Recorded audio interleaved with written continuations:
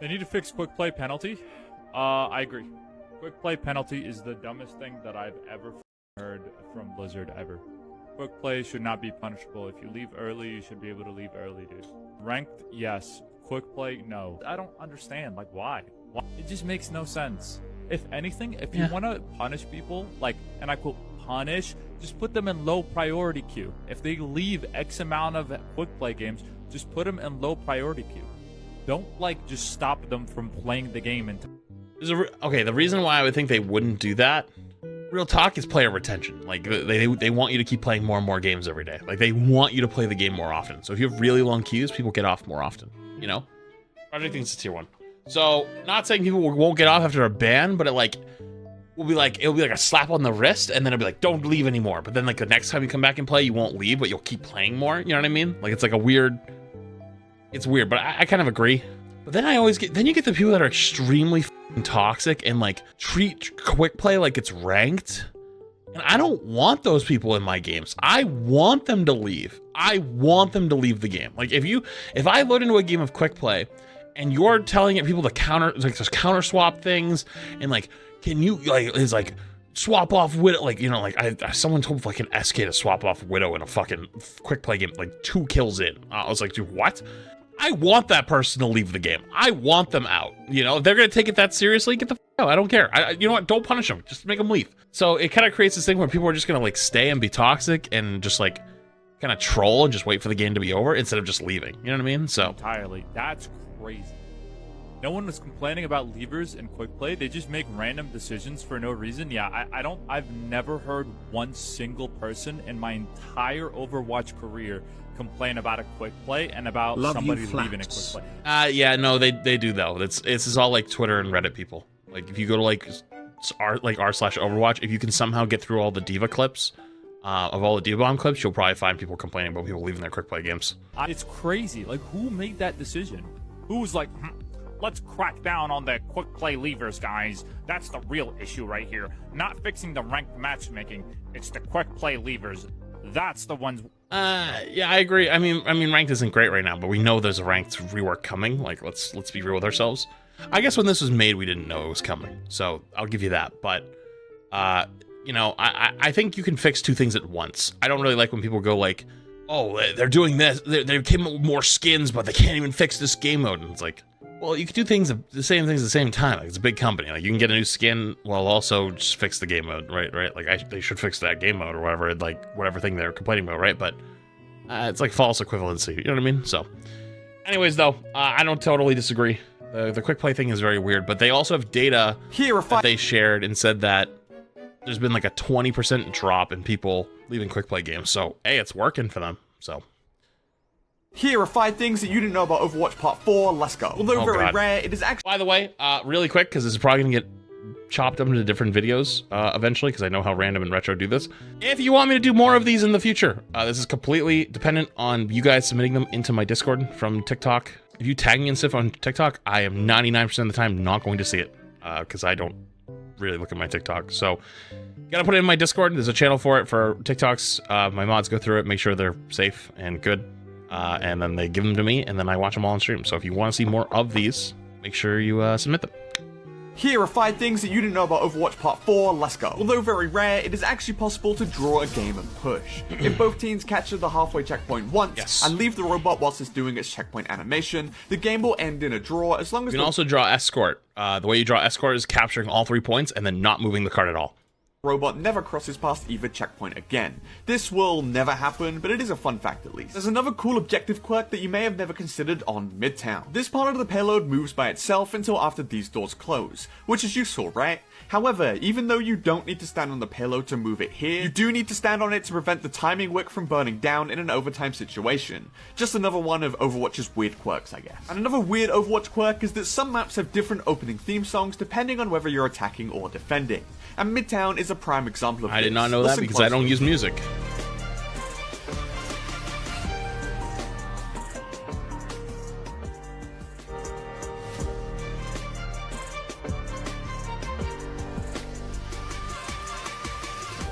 This doesn't apply for every map, but hey, at the very least, didn't some know of them are that. different. But That's of course, cool. This is the only contextual sound change within Overwatch that you may have. Okay, so small fun fact. There's probably a bajillion things like that I've never seen before.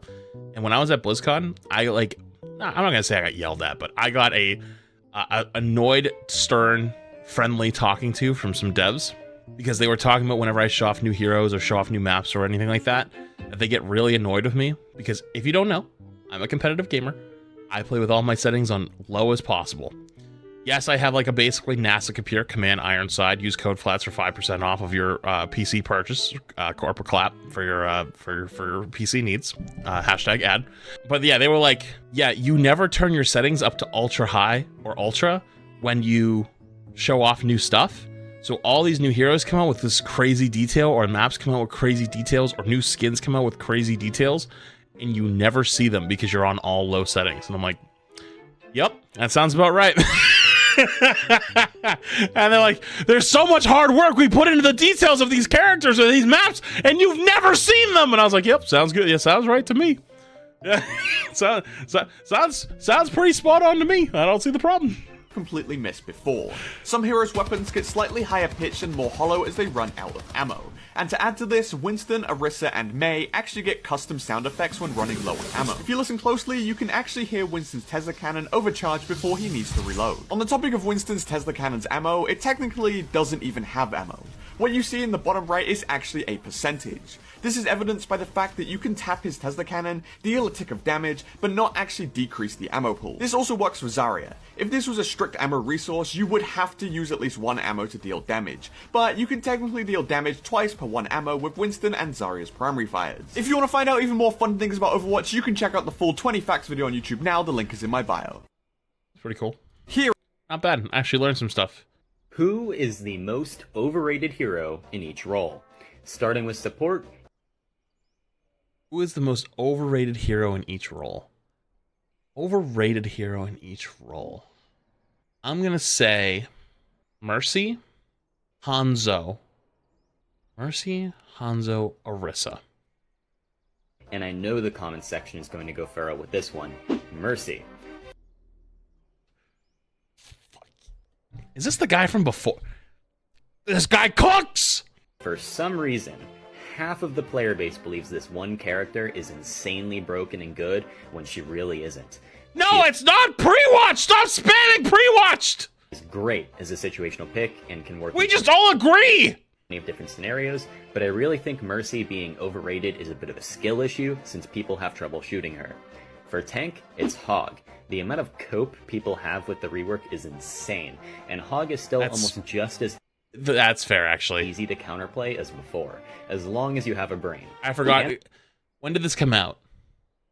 11/22, so right after the rework. Okay, that makes sense. Anna still exists as well, and Sig can easily shut him down. And of course, Hog is absolutely worthless in pro play, so yes. I wouldn't go around playing him anytime soon.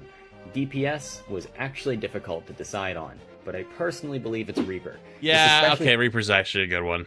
I'll give him for that. lower ranks, where Reaper can kind of get away with anything. The way I thought Hanzo was like people that are always like, oh my god, I get one shot by Hanzo all the time, but yeah, people always say like, why not go Reaper? Like any tank, if I pick any tank, I'm dealing with any tank, they're like, why not go Reaper? Go Reaper. Why not go Reaper? So it's got a good point, actually. I'll give him that. In reality, the only reason why Reaper is able to do anything is because of the amount of mistakes being made. The moment players learn to look behind them is the moment when Reaper doesn't feel so powerful anymore. That's pretty true. That's pretty true. Agree on the Mercy. The Hog one, I agree, because like you came out with the rework, but if the rework hadn't just come out, maybe Orisa. But yeah. The counterplay to Reaper is having headphones. Mercy has literally got nothing but nerfs since Overwatch 2's release. That's not true, actually. That is... Okay, dude. She got 5 more ammo, huge buff. Did you remember that? Did you, like, conveniently forget that season where she literally was getting healing off of her healing and was tank Mercy with a movement buff? Did we forget that season? And then when they eventually got rid of it, they just put her back to where she was before. So she was pretty much just the same as she was before. And then recently just got her Valk fixed. So let's not forget there was that season where we literally had tank, like, it went from F-22 Raptor Mercy to AC-130 with extra jets, like extra engines Mercy, where it was a literal flying tank. Let's not get it twisted. Like Mercy's had a couple seasons where things were kind of insane. Tank players really aren't allowed to have fun in Overwatch 2, and as somebody who used to love playing tank, I really want to talk about why. First off, counter-swapping. The transition from 6v6 to 5v5 has made counter-swapping tanks the most common and broken tactic in Overwatch. But Spider, counter-swapping is part of the game! Do you actually think it's a skillful play to see a Winston and then click on the Bastion guy after you die? It's not. In 6v6, Kind of true. at least you might have a diva to protect you, but now you're just kinda dead. And with only one tank on the field, it's just way more valuable to counter than it ever was before. If you're playing Ball and they swap Sombra, your team just doesn't have a tank anymore. And yes, Ball can play into Sombra and still win, and a good Ball knows how to hunt down Sombra and try to cancel hacks, but I don't want to cancel hacks. I don't want to be chasing the invisible lady all game. I want to play Overwatch. If you don't play tank, you just won't understand, but these dudes are literally having mental breakdowns in my games at this point over these counter swaps. Remove Sombra from the game! I remember seeing someone tweet recently about like gifting subs or whatever to tank streamers because like they need therapy or something like that. I forget. It was someone was trying to start like a basically like a therapy movement for tank players. She ruins the entire game! Second, supports are just way too strong. Nothing dies to you as tank. I could walk in and shatter an entire team, but oh wait, is that a Kiri coming back from spawn? Oh, and now she TPs and cleanses my entire shatter and I get killed? What? Don't even get me started on Lifeweaver. That hero is a tank player's nightmare whether or not he is on your team or against you. Lastly, mobility creep is insane. Let's take a look at every hero added or majorly reworked since the release of Overwatch 1. That leaves us with 19 heroes. How many of these 19 heroes have no mobility? 2. Ana and Sig are the only heroes added to Overwatch that have no mobility, and even Sig kinda does in the form of his ult and his rock jump tech. With this much mobility in the game, how is anybody supposed to get value Okay, rock jump tech is kind of pushing it, dude. out of ults like Orissa's, Balls, Dooms, Divas, and Sigs? They all take time to activate, and 90% of the roster can just press a button and leave. So Blizzard, how are we gonna fix this? First off, we need to stop adding heroes with mobility. It's about time we get some more grounded heroes in this game to even think about it. It shouldn't feel like every single game I play, everybody just escapes everything I do. Second, we need to stop adding supports that can make people immortal. I'm sick of Super, I'm sick of Immort, and I'm sick of Grip. Third, find a way to make counter swapping against tanks less favorable. We can try something minor, like allowing tanks to keep more ult charge than other roles after swapping. If minor changes can't fix this, maybe it's time we start discussing 6v6 again. How do you guys feel about tank right now? It's the smallest community in the game, and it feels like tank players don't really have a voice these days. I mean, I can tell you why that last one's the truth. You're not gonna like the answer, but everyone gets mad at the tank players for talking. Because everybody remembers that time that they got walked at by a Zarya at full charge and they fall over. And they're like, oh, that's all tanks. Tank player is what tanks what are tank diff why I lose, tank diff's why I lose my games. They have easy, they run at me and kill me. It's all tank's fault. So if your tank says anything about like, you know, this isn't fun or this isn't good or this shouldn't happen, you'll get real mad. If you notice, most of the tank players don't say anything. They're all quiet. They don't say anything because they know they've all been watching for years. And there's a few that probably watched me earlier in the first couple months of Overwatch 2 and saw what happened when you are a little bit more vocal about it, right? This is an interesting one, right? Because it's really long. I should have broke this one down into pieces because this first part's really true. Really aren't allowed to have fun in Overwatch 2, and as somebody who used to love playing tank, I really want to talk about why. Yeah, tank does. I'm the same way. If you watched me in Overwatch 1, I never played off role. I only play tank, always, no matter what. Now I queue tank less than I queue other roles, and it's not even close. First off, counter swapping. The transition from 6v6 to 5v5 has made counter swapping is a big part of it. Counter swapping tanks the most common and broken tactic in Overwatch. It will give you the highest success rate. If you just counter swap the enemy tank every time, you will have a much higher chance of winning than trying to one trick or force your role or force anything that you're doing. Like, you will win more games. But Spider, counter swapping is part of the game. And that is a big part of it, and I don't disagree.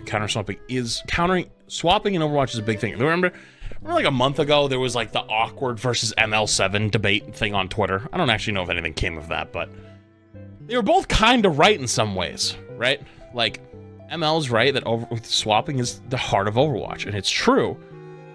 But the amount of value you get for counter swapping in Overwatch 2 is insane.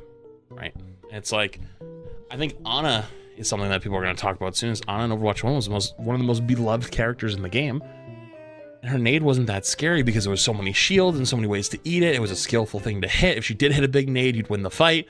But now it's so easy to hit a nade on a tank 90% of the time that it's like, you know, it lost that power, that it has the same power it used to have, but it lost a lot of the shutdown that it used to bring. Yeah, I could say Kiri cleanse, but like now you're depending on a teammate to swap to something and then save the cooldown for when they hit theirs. And then it becomes a reactionary cooldown instead of a proactive cooldown. It's like, you know, it's a lot. It just sucks. And if you talk about counter swapping, I could teach a monkey that if they see a Winston, like if I showed you a screen and I show you a picture of Winston, that if it hits the picture of Bastion or like Brig or certain, like, you know what I mean? Like it just like go through the counters for every hero.